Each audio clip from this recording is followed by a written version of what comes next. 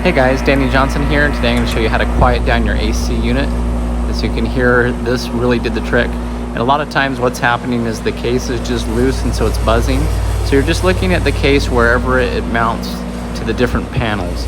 And so by simply tightening them down or sometimes slightly loosening some of these screws, you can get the buzzing to go away. So just make sure you don't get anything near that fan, of course.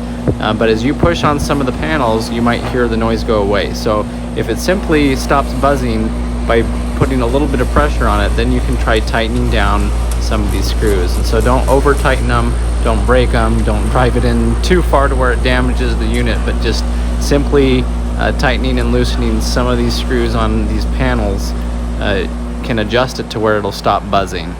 So you can really hear this one buzzing. Just listen as I touch these panels.